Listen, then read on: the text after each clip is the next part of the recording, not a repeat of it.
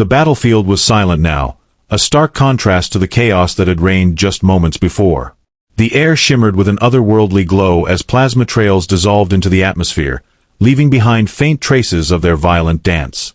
Captain Elijah Kane stood amidst the wreckage, his armor scorched and cracked, his breathing labored but steady. Around him lay the remnants of what had been humanity's last stand, a scattered collection of alien technology, abandoned weapons, and bodies both human and non-human. His helmet visor flickered intermittently, its system struggling to maintain functionality after sustaining heavy damage during the fight. Through the cracks in his suit's plating, he could feel the foreign wind brush against his skin, cold, yet oddly soothing compared to the oppressive heat of combat. He tightened his grip on his rifle, though it was little more than dead weight now. The energy cells were drained, and the barrel warped from overuse.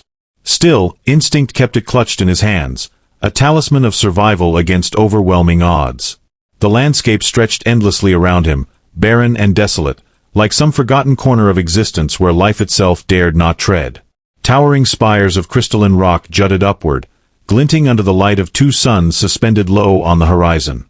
Their pale hues painted everything in shades of lavender and gold, creating a surreal beauty that seemed almost mocking in this graveyard of war. The ground beneath his boots crunched softly with each step, littered with fragments of shattered exoskeletons and melted metal, reminders of the cost of resistance. Elijah's mind raced through the events leading up to this moment. They had come here for answers, searching for a way to end the endless cycle of conflict between humans and the Zenthari Empire. What they found instead was devastation and betrayal. His squad, once 20 strong, now reduced to nothing but echoes in his ears. Each face haunted him, their voices fading into silence one by one until only his own remained. He clenched his jaw, forcing back the tide of grief threatening to overwhelm him. There would be time for mourning later, if there even was a later. As he moved cautiously forward, scanning the ruins for any sign of movement, something caught his eye, a faint pulsating light emanating from within one of the larger structures ahead. It pulsed rhythmically, almost hypnotically, drawing him closer despite every fiber of his being screaming at him to turn away. The structure loomed ominously, its surface smooth and reflective, distorting reality itself. It looked less like architecture and more like a living organism frozen mid-breath, its curves flowing seamlessly into impossible angles.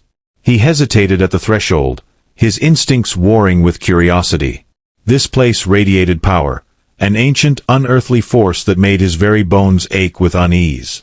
Yet, there was also something else, a strange warmth, subtle yet undeniable, threading through the oppressive aura surrounding the building.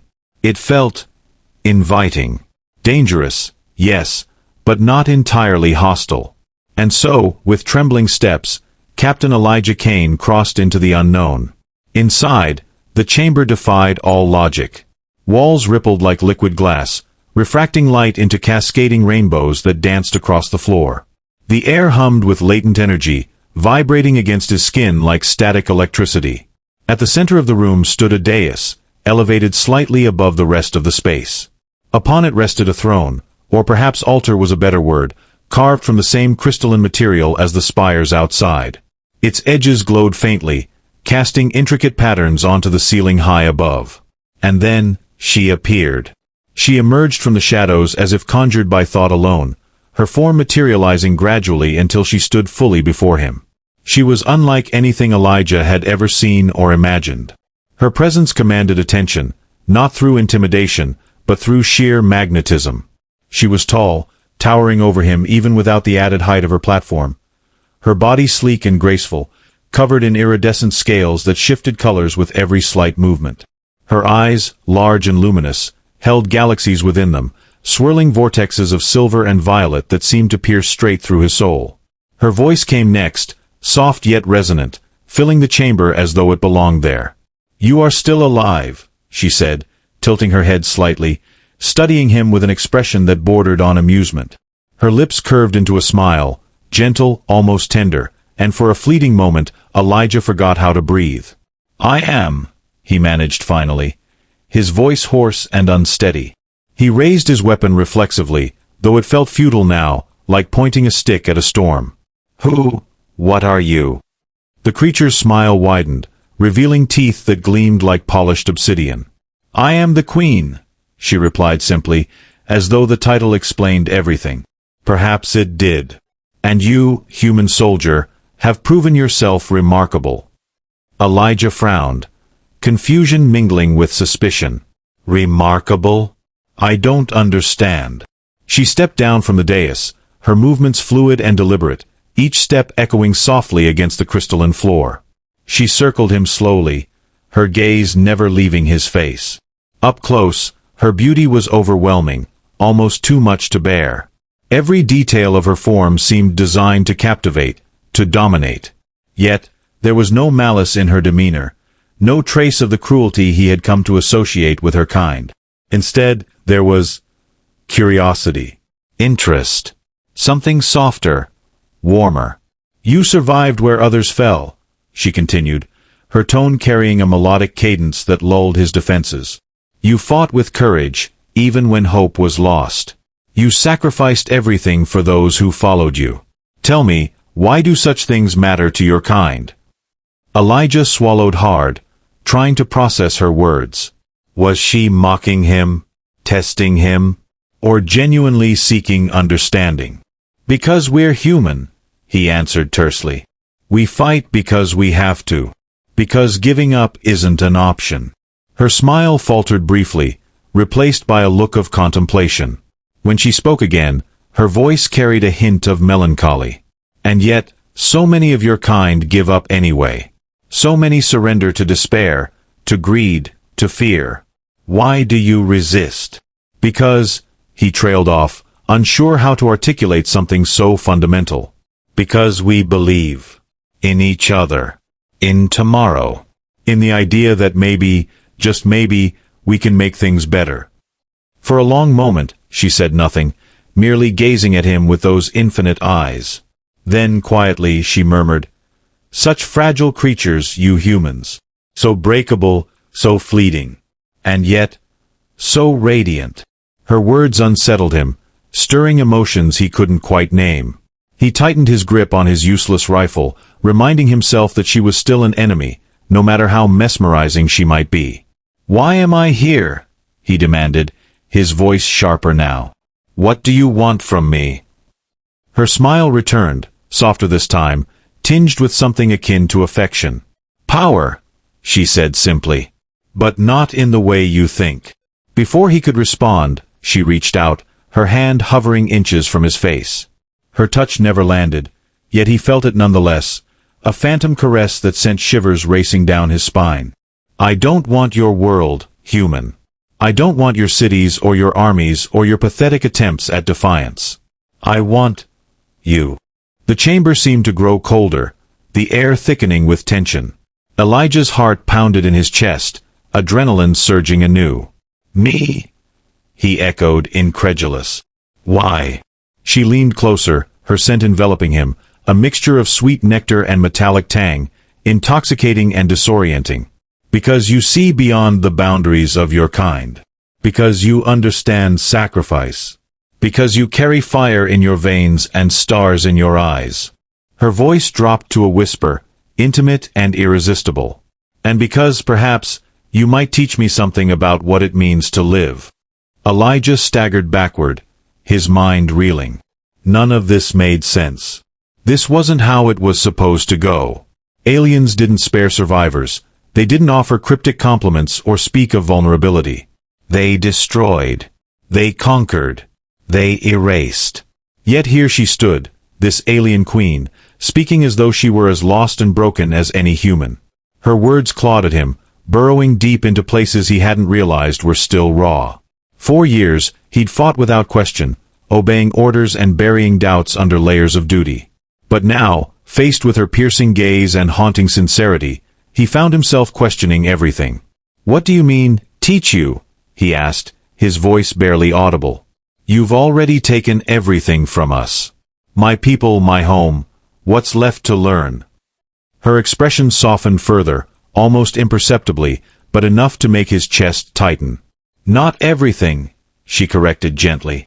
"There is still much I do not understand. About connection. About trust. About love." The last word hung in the air, foreign and fragile, like a bird testing its wings for the first time. Love. The concept struck him like a physical blow. How could someone or something so powerful, so alien, possibly comprehend such a thing? Love was messy, unpredictable, often painful. It was laughter shared over meals, tears shed in quiet moments, promises whispered in the dark. It was messy, imperfect, and uniquely human, or so he had always believed.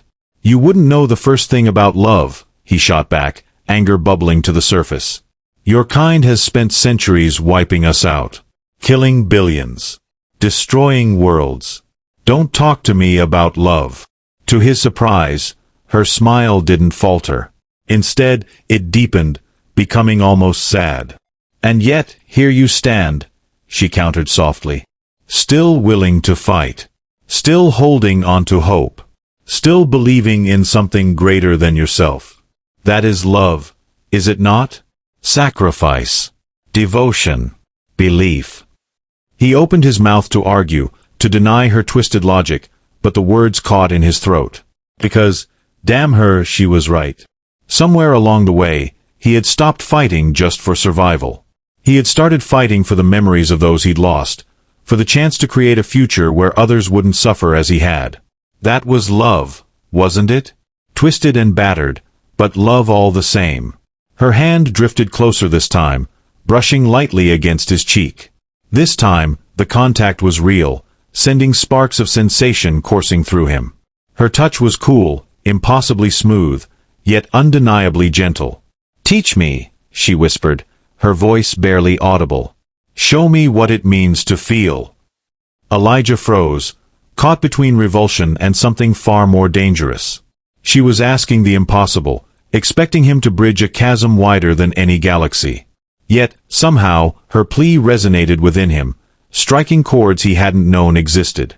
Could he really refuse her?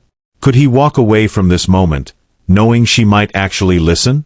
Or was this just another trick, another manipulation designed to break him completely? As Elijah wrestled with the torrent of emotions raging within him, the chamber seemed to pulse with a life of its own. The crystalline walls shimmered and shifted, responding to the intensity of the moment. Tiny motes of light began to swirl around them, coalescing into ethereal shapes that danced like fireflies trapped in amber. The air grew heavier, charged with an electric tension that prickled against his skin. He could feel her presence pressing closer, not physically, but emotionally, as if her very essence sought to envelop him.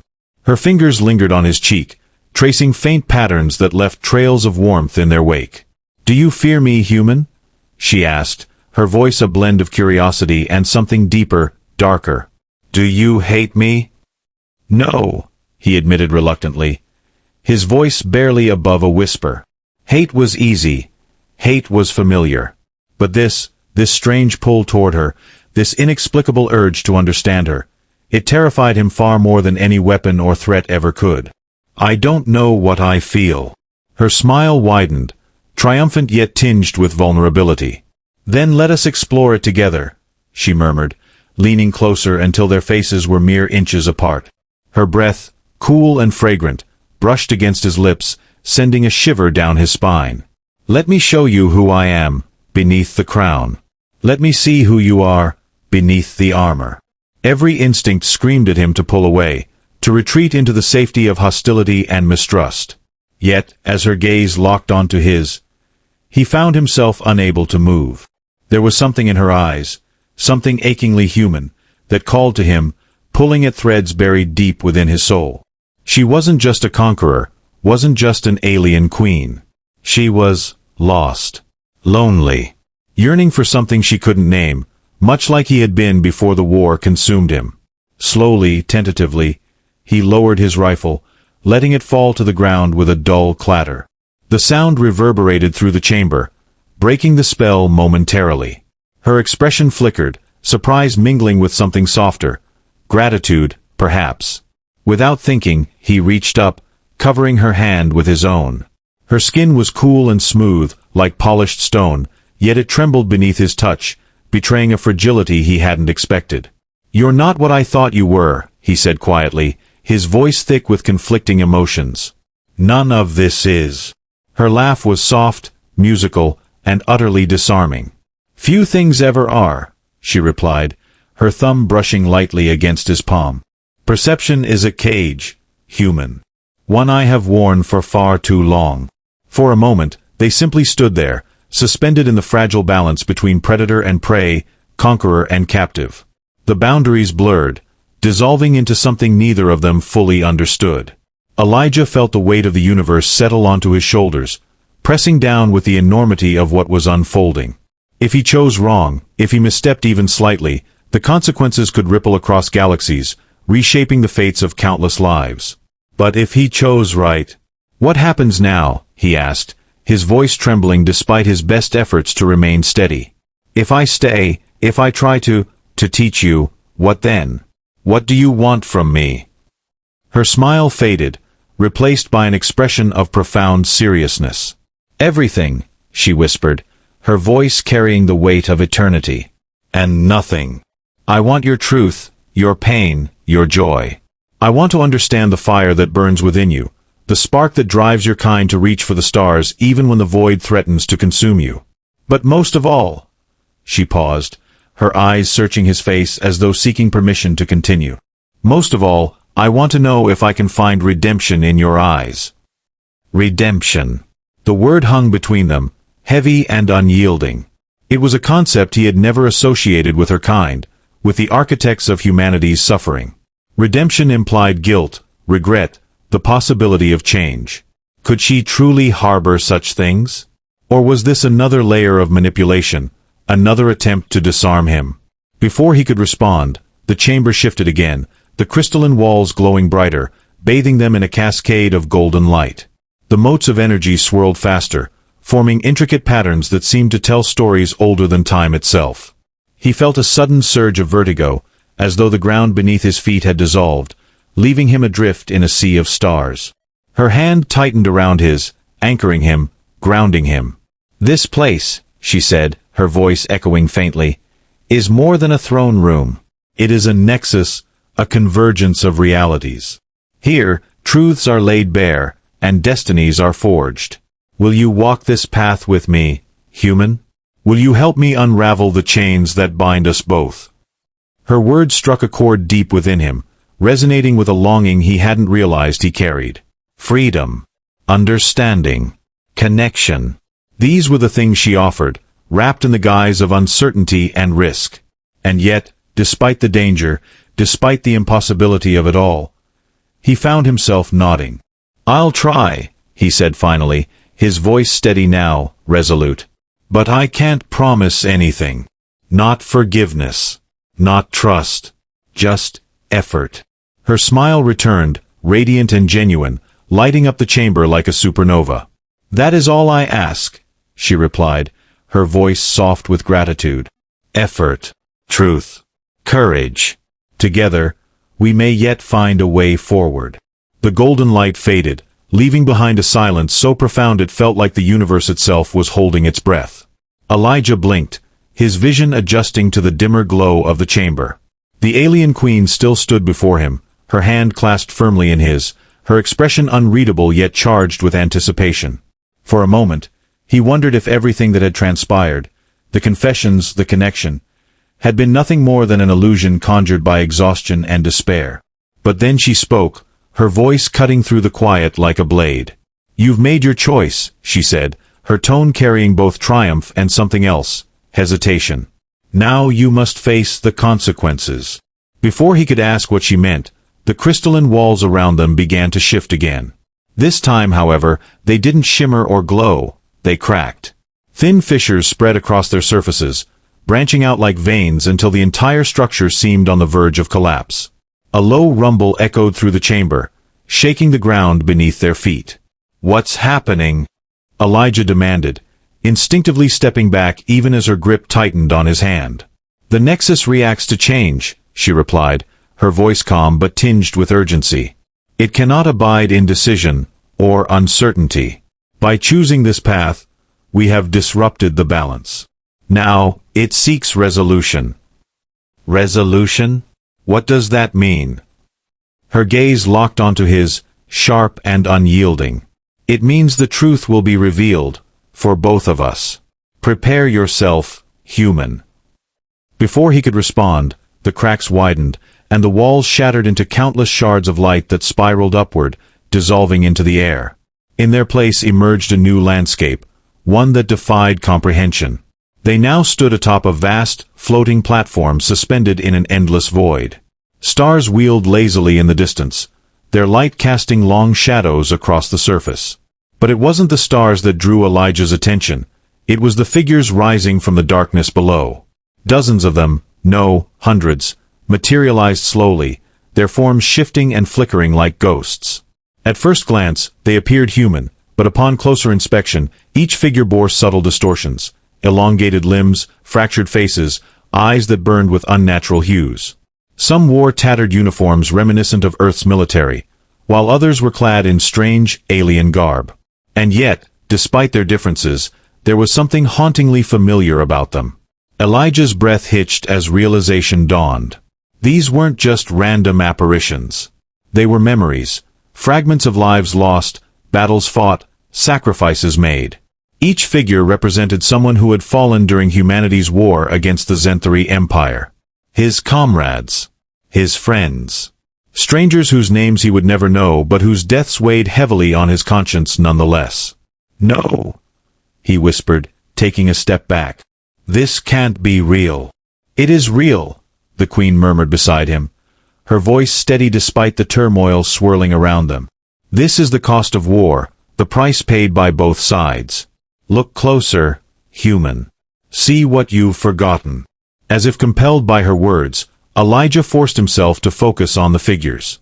Their expressions ranged from sorrowful to accusatory, their eyes boring into him with silent judgment. One figure stepped forward, a young woman with short-cropped hair and a scar running diagonally across her cheek. Her name came flooding back, Lieutenant Mara Voss. She had been part of his squad during one of the earliest campaigns, fearless and loyal to a fault. Until the day she died saving his life. "Why did you let me die?" she asked, her voice soft but laced with pain. "I trusted you. We all trusted you. I didn't have a choice." Elijah snapped, his voice cracking under the weight of guilt. "I did everything I could. But not enough," another voice chimed in. This time, it belonged to a man whose face was obscured by shadow. "You led us to slaughter. You promised hope, but all you gave us was death." One by one, the figures began to speak, their voices overlapping in a cacophony of accusation and grief. Elijah staggered backward, overwhelmed by the sheer force of their collective anguish. He wanted to scream, to deny their claims, but deep down, he knew they were right. Every decision he'd made, every order he'd given, had come at a cost. And no matter how noble his intentions, the blood of countless innocents stained his hands. "You see now," the Queen said, her voice cutting through the chaos. "This is the burden you carry. The weight of leadership. Of survival. It is crushing, isn't it?" He turned to her, tears streaming down his face. "Why are you doing this? Haven't I suffered enough?" Her expression softened, though her grip on his hand remained firm. "Because suffering alone is meaningless. It is only when we confront our pain that we can begin to heal. These are not mere phantoms, human. They are echoes of your past, pieces of yourself you've tried to bury. To move forward, you must face them." As if on cue, the figures began to close in, their forms solidifying as they approached. Elijah braced himself for impact, expecting anger, hatred, violence. Instead, they stopped just short of reaching him, their expressions softening as though some unseen force had tempered their wrath. "We don't blame you," Lieutenant Voss said gently, her voice filled with compassion. "We chose to fight. To stand by your side. You gave us purpose, even if it ended in tragedy. We followed you because we believed in you," added the shadowy man, his features becoming clearer now. He was older than Elijah remembered, with kind eyes and a weary smile. "Don't let our deaths be in vain." Elijah sank to his knees, overwhelmed by the sudden shift in tone. These weren't accusations anymore, they were absolutions. Forgiveness offered freely, without condition. But why? How could they forgive him when he couldn't forgive himself? "They forgive you," the Queen said, kneeling beside him, her presence grounding him amidst the storm. Because they understand what you do not, that survival is not cowardice.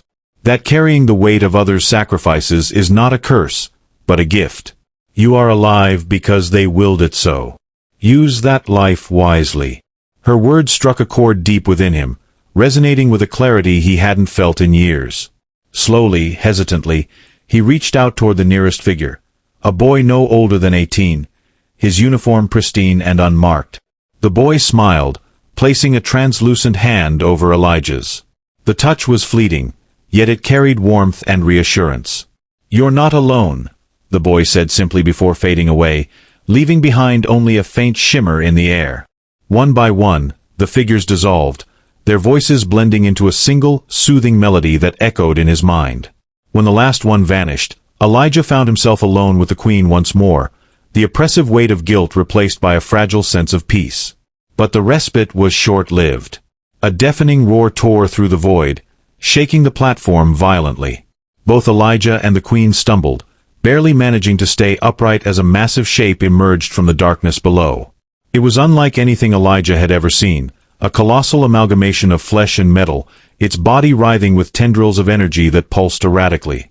Its head, or what passed for a head, was dominated by a single cyclopean eye that glowed with malevolent intelligence. "What the hell is that?" Elijah shouted, instinctively reaching for his rifle before remembering it was useless. "That," the queen replied grimly, her voice devoid of its earlier warmth, "is the true enemy." "The true enemy? I thought you were the enemy." Her laugh was bitter, almost self-loathing. "No, human. My people, we are merely pawns. Tools wielded by something far greater, far older. This abomination is the architect of our wars, the source of our suffering. It feeds on conflict, thriving on the destruction we sow. And now it has come for us." The creature let out another roar, raising one of its massive limbs to strike. Elijah barely had time to react before the queen grabbed him, pulling him aside just as the limb slammed into the platform, sending chunks of debris flying. "We need to move," she yelled, dragging him toward the edge of the platform. Below them stretched an abyss of swirling colors and shifting shapes, offering no clear escape route. "There's nowhere to go," Elijah protested, panic rising in his chest. "There is always a way," she countered, her eyes blazing with determination. "Trust me." With that, she leaped off the edge, pulling him along with her. For a brief, terrifying moment, they plummeted through the void, the creature's enraged cries echoing behind them. Just as Elijah thought they were about to meet their end, the queen extended her free hand, summoning a burst of energy that propelled them sideways, landing them on another floating platform some distance away. They landed hard, rolling to a stop as the creature's form loomed larger in the distance. Its eye fixed on them, narrowing with predatory intent. "Now what?" Elijah gasped, struggling to catch his breath. The queen rose to her feet, her posture regal despite the dire circumstances. "Now we fight. Together." "Forget it," Elijah spat, scrambling backward. "You think I'm going to trust you after all this? After everything your kind has done?"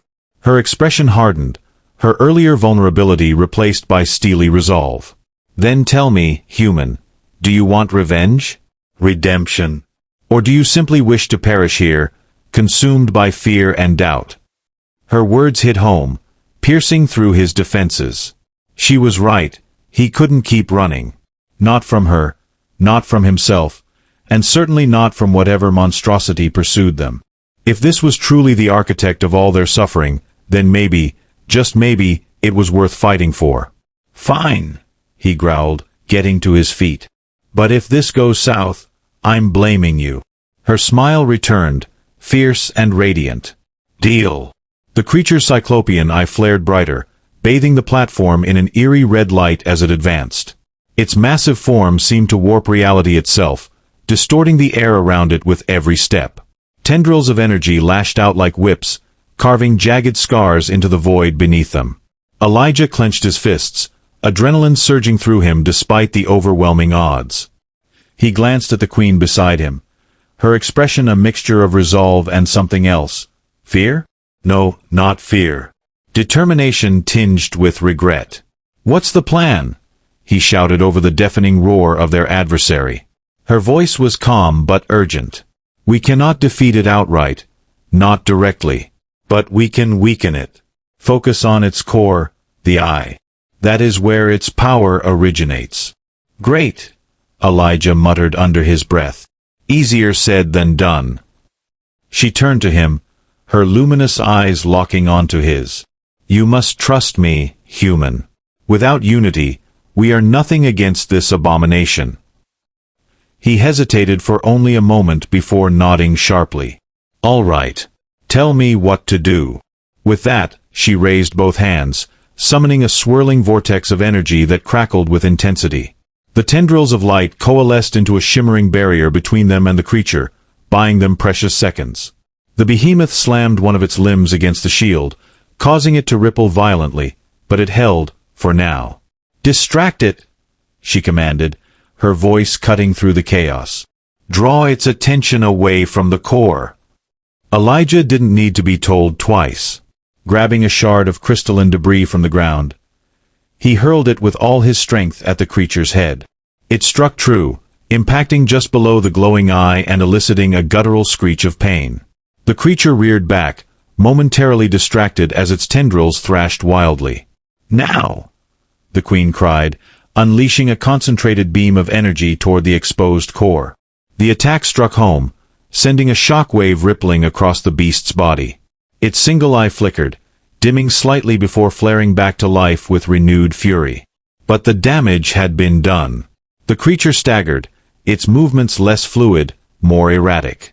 Elijah seized the opportunity, sprinting closer while dodging the flailing tendrils. He grabbed another shard, larger this time, and hurled it with precision. This blow struck the creature's eye dead center, shattering part of its outer layer and revealing a pulsating mass of raw energy within. The queen followed up with another blast of energy, targeting the exposed core. The creature let out a deafening roar, its entire body convulsing as the combined attacks began to destabilize its form. Yet, even as it weakened, it retaliated with ferocity, lashing out with tendrils that narrowly missed impaling Elijah. "We're not going to hold it off forever," he yelled, diving out of the way as another tendril crashed down mere inches from him. "What's next?" Her response came quickly, her voice strained with exertion. "We must merge our energies.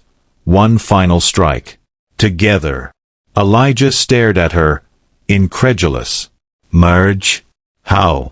"There is no time to explain. Just focus on your intent, your will to survive, to protect. Channel it into me." Before he could argue further, the queen extended her hand toward him. Hesitating only briefly, he grasped it, feeling a surge of warmth flow between them.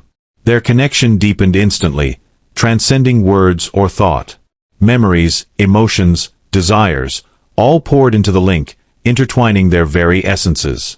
He saw glimpses of her past, her rise to power, her struggles against unseen forces, her isolation and longing for understanding. And she saw his, a lifetime of loss, sacrifice, and unyielding determination. Together, they became something greater than either had been alone. The creature lunged forward, sensing their vulnerability. But before it could strike, the queen raised their joined hands, unleashing a blinding torrent of energy that erupted from their bond. The beam struck the creature's core with devastating force, tearing through its defenses and obliterating the pulsating mass within. For a brief moment, the void was filled with an unbearable brilliance, the creature's agonized scream echoing across dimensions. Then, silence. When the light faded, the creature was gone, leaving behind only a faint residue of dissipating energy. The platform beneath them trembled, beginning to dissolve into the void. The queen turned to Elijah, her expression a mix of relief and sorrow. "It is done," she said softly. "But the cost." Elijah shook his head, still reeling from the intensity of their shared effort. "Cost? What cost?" "The nexus. It has been destabilized. This place cannot endure much longer." She gestured toward the crumbling edges of the platform. "We must leave. Now." Without waiting for a response, she pulled him along, guiding him toward a rift that had begun to form in the fabric of the void. Beyond it lay a swirling expanse of stars and galaxies, calling to them like a beacon of hope. As they approached, Elijah felt a pang of uncertainty. "Where does it lead?" he asked, hesitating at the threshold. "To a new beginning," she replied, her voice carrying both promise and finality. "For you, humanity, and my people. The war ends here, but whether peace follows depends on those who remain." He looked at her, searching her face for answers. "And you? What happens to you?" A sad smile touched her lips. "I am bound to this place, human. My role ends here. But know this, whatever comes next, I have faith in you. In us." Before he could protest, she pushed him gently through the rift, severing their physical connection. As he tumbled through the kaleidoscope of light and color, her voice echoed faintly in his mind, "Carry the fire." Elijah awoke with a start, gasping for air as sunlight streamed through the cracked window of an unfamiliar room. Around him, the sounds of bustling activity filled the air, voices speaking in hushed tones, machinery humming softly. Slowly, he sat up, realizing he was in some kind of medical bay aboard a starship. A human medic approached, relief washing over her face when she saw him conscious. "Captain Kane, you're awake," she exclaimed. "We thought we'd lost you."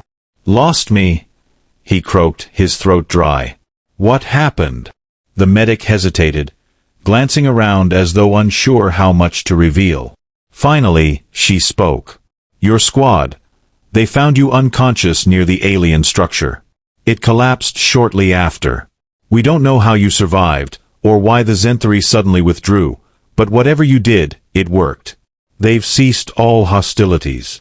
Elijah's heart skipped a beat. "Ceased? Are you sure?" She nodded. "Orders came directly from their leadership. They're opening negotiations for peace. It's unprecedented." "Peace?" The word felt foreign, almost surreal. As the medic continued explaining the situation, Elijah's thoughts drifted back to the Queen. Her sacrifice, her faith in him, it had changed everything. Though she was gone, her presence lingered, a quiet reminder of the fragile yet undeniable connection they had forged. Outside the ship's viewport, the stars gleamed brightly, endless and infinite. For the first time in years, Elijah allowed himself to believe in the possibility of a future without war. Whatever challenges lay ahead, he knew one thing for certain. The fire she had spoken of would burn on, carried by those willing to fight for something greater than themselves. And so, amidst the wreckage of old battles and the promise of new beginnings, humanity took its first tentative steps toward reconciliation, with each other, and with the universe itself.